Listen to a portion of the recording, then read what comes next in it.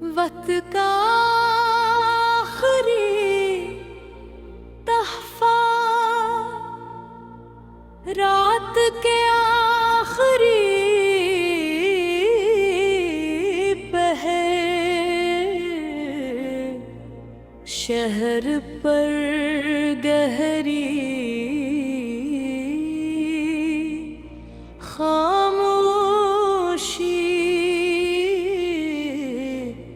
छाई हुई थी।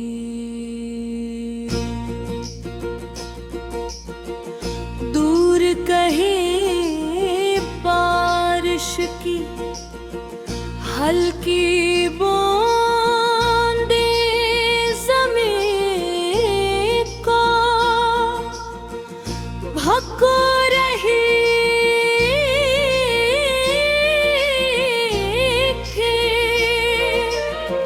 सड़कों पर जल पे गिले कमक में ऐसा मंजर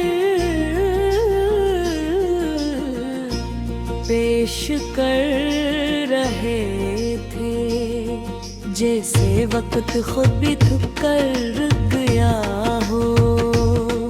इसी खामोश रात में फहद अपने कमरे की खिड़की के पास बैठा, पुराना लकड़ी का डबका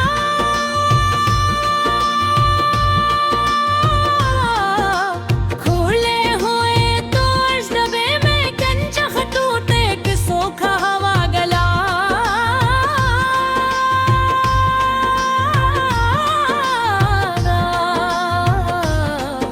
एक कलम और एक छोटी सी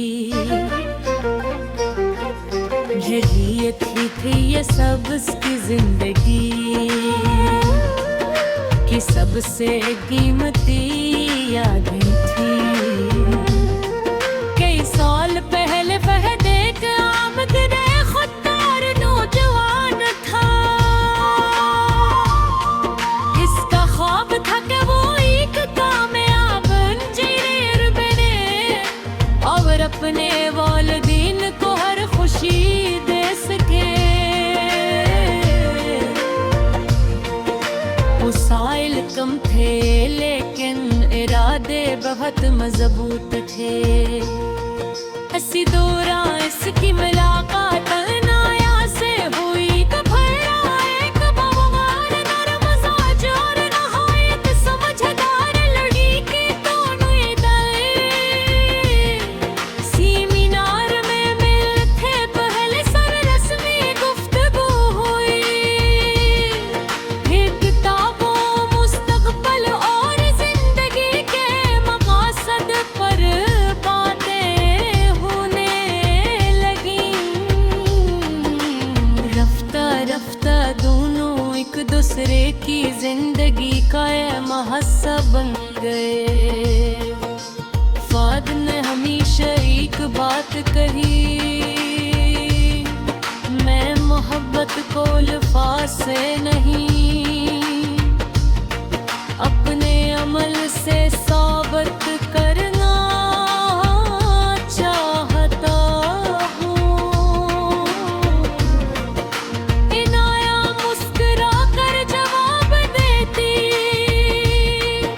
मुझे तुम्हारे ख्वाबों को मुकर्री है, क्योंकि वो सिर्फ तुम्हारे नहीं तुम्हारे बारे में मन की खुशियों से भी जुड़े हैं। ये जुमला फहद के लिए जिंदगी का सरमाया बन गया। तालीम मुकम्मल वर्दी किसी दूसरे शहर में मुलाजमत मिल गई। मुझला गए मगर हर हफ्ते एक खत जरूर इकदा। रिमाया फ्री हर खत का जवाब गेती। मुझने मोहब्बत कम और दुराए ज्यादा होती थी। इरहाबत हालात ने रख बदल लिया। हिमायत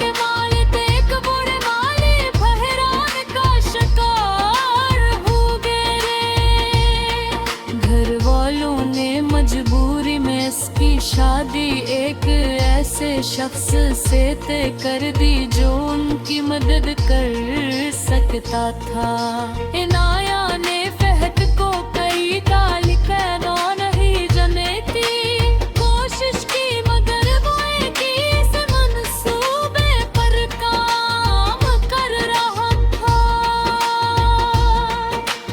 जब वो वापस आया तो इस सरफ एक पार्सल मिला। इस पार्सल में वही लकड़ी का डब्बा था, इसके अंदर एक खत रखा था।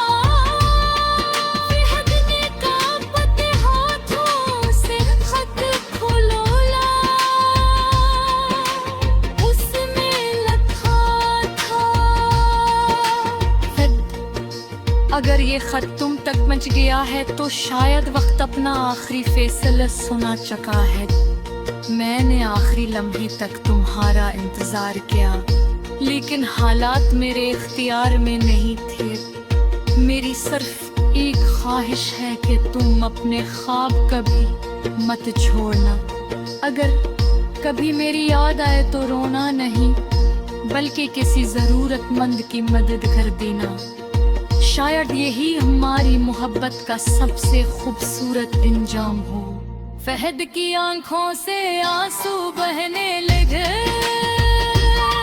मगर इसने खत बंद किया, ऐसे सीने से लगा और खामोशी से कहा कि तुम। इस दिन के बाद इसने अपनी जिंदगी का रुख बदल दिया। वो पहले से ज्यादा मेहनत करने लगा,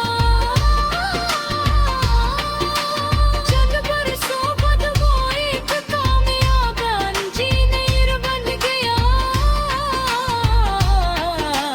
उसने एक फलाही अदारा कायम किया जहां गरीब तलबा को फतवा, तालीम और वज़ाइफ दिए जाते थे। हर साल वो एक तालिब इल्म की मुकम्मल तालीम का खर्च अपने ज़िम्मे लेता। जब लोग उससे उसकी सखावत की वजह पूछते तो वो सिर्फ इकलम कहता।